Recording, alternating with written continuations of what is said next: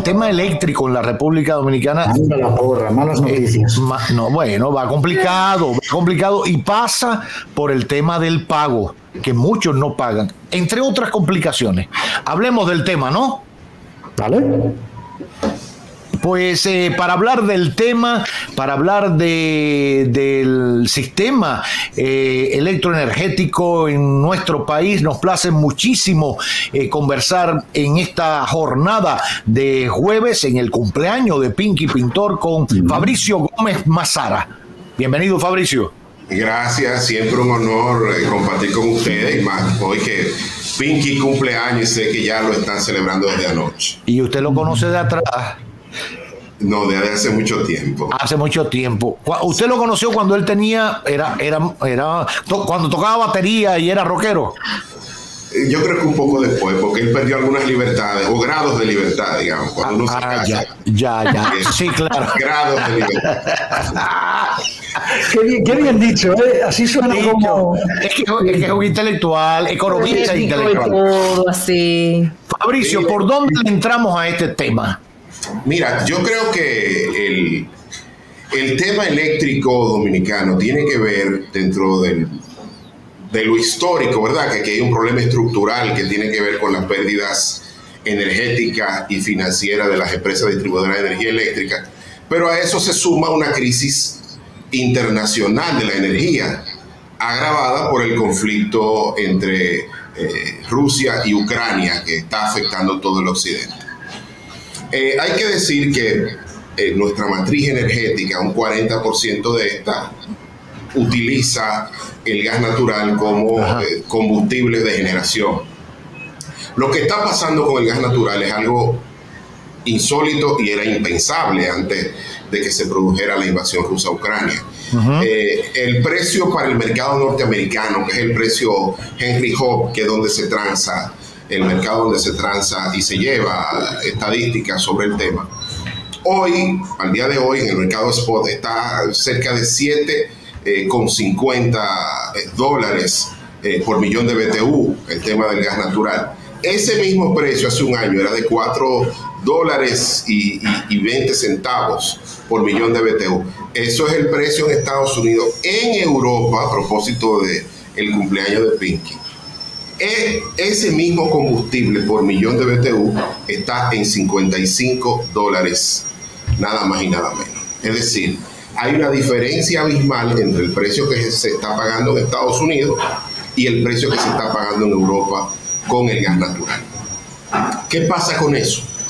Que de alguna manera en República Dominicana las empresas que generan con este combustible, si tienen contrato de largo plazo, no tendrían mayores inconvenientes. Ahora, si tienen que salir al mercado internacional a comprar ese combustible hoy, despachar una planta de generación eléctrica a los precios que está el gas natural en estos momentos es prácticamente muy difícil, porque quintuplicaría al menos el costo de generación, el costo del kilovatio hora. Y eso es un tema mundial que las autoridades han estado mirando, tanto, como digo las autoridades, el gobierno y también personas o empresarios del sector privado. El tema hoy no necesariamente tiene que ver con el suministro, es el costo del suministro. Exacto.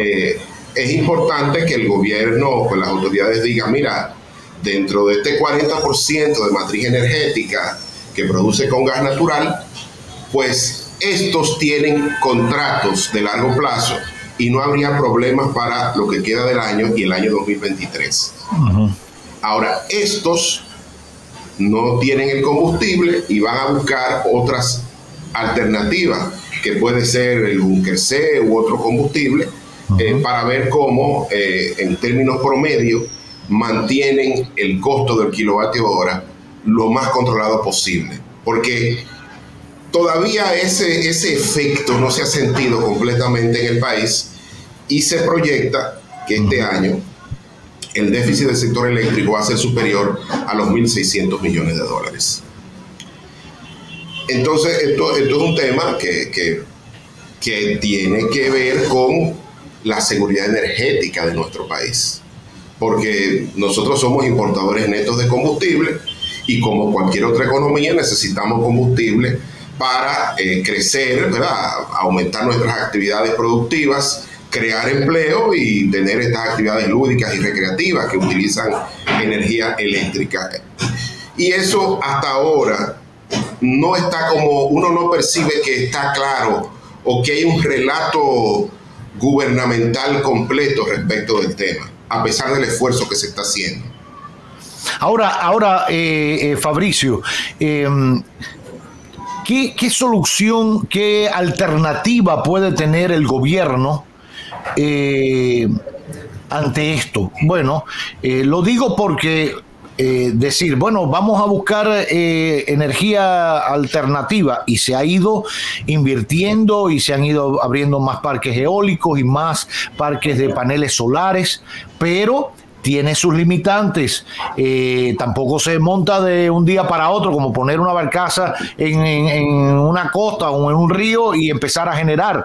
Eso lleva un proceso, y además los vientos no son iguales, tampoco genera. Uno dice, vamos a poner un generador de eólico, eso tampoco genera qué barbaridad, hay que montar bastante, y en el caso de los paneles solares, cuando llega la noche deja de generar, y tampoco hay un banco de batería para usted acumular toda esa batería. Lo digo porque toda esa energía, porque hubo como una opción también de instalar una barcaza por ASO, ha habido sus cuestionamientos. Pienso que el gobierno, pensando en cómo diversificar esa generación, no concentrarla solo acá. Bueno, ya hemos hablado de lo que se está instalando en Manzanillo, otra generación por allá, también a gas natural. Pero si el gas se ha disparado tanto, y eso que nos salvamos en algún momento porque habíamos hecho un acuerdo y habíamos pagado como un seguro o algo por el estilo, y eso nos garantizó un suministro estable y a un precio fijo por X cantidad de tiempo, pero el gas se ha disparado. Ya sabemos lo que pasa con la OPEC. De manera rápida, ¿qué opción tiene el gobierno en el mercado de los combustibles para generar electricidad? Mira, lo primero es hablar con la ciudadanía, porque una pequeña economía abierta al mundo como República Dominicana no puede pretender ocultar una crisis global. En Europa hoy hay serios problemas, en Francia, en España. Actualmente cerca del 65-70% del gas natural que se recibía desde Rusia está siendo llevada por barcos hasta Europa. En el día de ayer había un entaponamiento de embarcaciones en el puerto de Cádiz, porque como viene el invierno, pues están tratando de almacenar la mayor cantidad de gas natural posible, y eso está disparando los precios. Entonces yo creo que aquí hay un tema, Pinky, que tiene que ver con el relato de las autoridades. Cuando uno le habla a la ciudadanía y le dice, mira, esto es un tema global, estamos tratando de hacer lo mejor posible, el subsidio se ha disparado a 1.600 millones de dólares. Estamos, a pesar de que tuvimos un seguro, como tú muy bien dices, un esfuerzo y una visión del Ministerio de Hacienda, un seguro sobre el precio del gas natural, para el próximo año de continuar las hostilidades y este tema, porque es que detrás de esto, Pinky, hay una guerra comercial entre la OPEP y los Estados Unidos y Occidente, que hay una guerra. Estados Unidos ha quemado, por decirlo así, ha puesto en el mercado 180 millones de barriles de sus reservas estratégicas. Así es.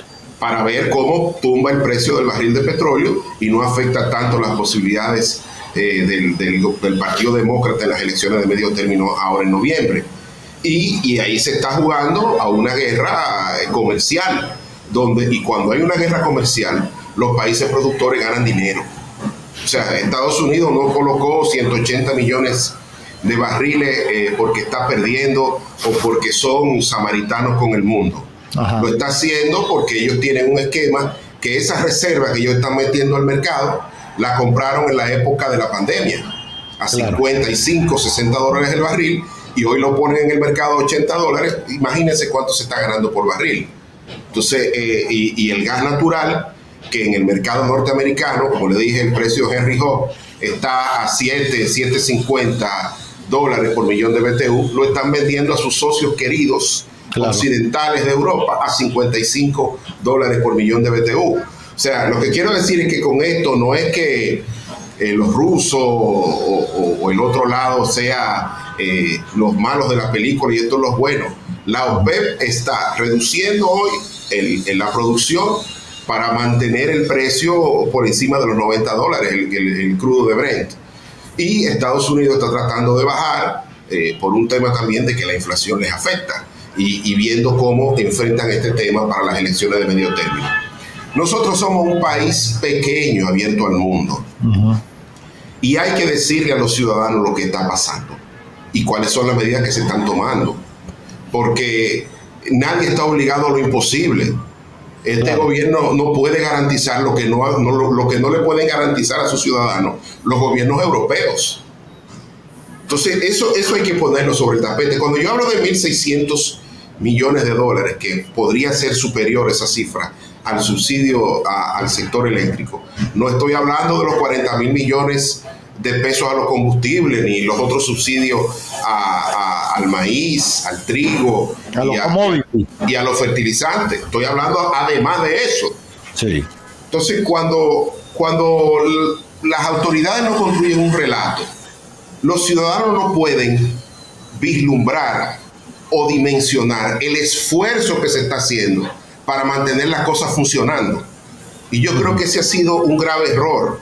Cuando el presidente pone o designa vía decreto a la señora vicepresidenta de la República como coordinadora del gabinete eléctrico, está diciendo, sin decirlo, que ese es un tema complejo y que ese es un tema que está generando serias preocupaciones, porque recuérdense que la honorable señora vicepresidenta de la República fue la directora del gabinete de salud en medio de la pandemia con el tema de las vacunas.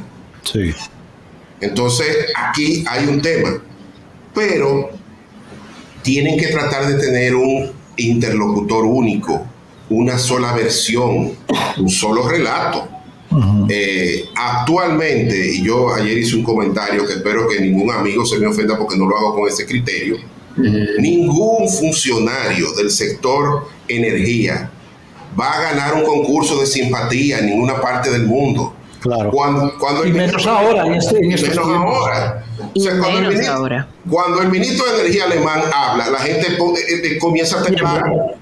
Y cuando lo hace el ministro de Energía en España o en Francia, porque lo que están hablando es de un problema de crisis, porque estamos en una economía de guerra. Este país está funcionando y está creciendo y creando empleo, entre otras cosas, porque las actividades fuertes que sostienen el crecimiento económico hoy están subsidiadas.